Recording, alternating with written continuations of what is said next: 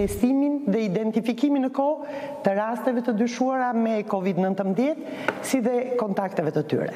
Gjatë 24 orëve të fundit që lan pas janë kryer 270 testime për persona të dyshuar me COVID-19 dhe prej tyre rezultojnë 17 raste pozitiv.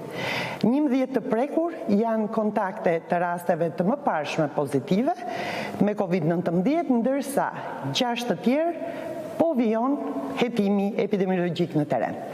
Rastet pozitive të ditës së sotme janë të shpërndara përkatësisht, 9 në Tiranë, 5 në Krujë dhe Kamza ka 3 raste vatër familjare. Që nga fillimi i epidemisë deri më sot janë konfirmuar pozitiv me COVID-19 në gjithë vendin 820 qytetarë, ndërsa 70% e tyre tashmë janë të shëruar. Aktualisht janë 219 persona aktiv me COVID-19.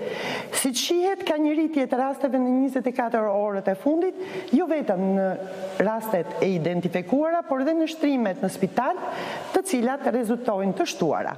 Në të 2 spitalet COVID, sot kemi 38 të shtruar, nga të cilët 8 janë në terapi intensive.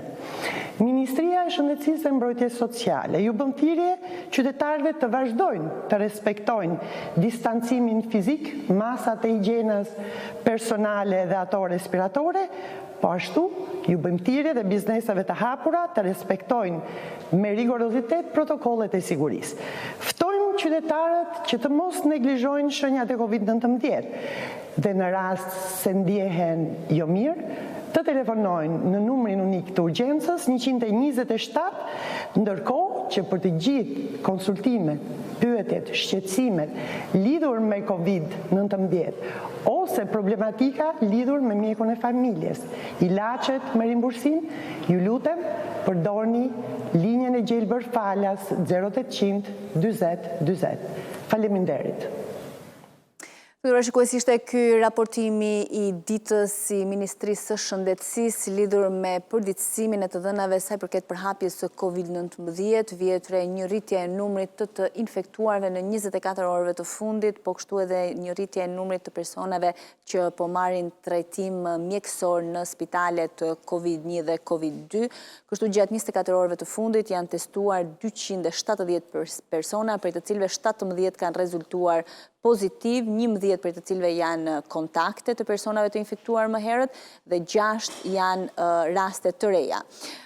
Shpërndarja gjeografike e tyre është 9 raste janë në Tiranë, 5 në Krujë dhe 3 në Kamës.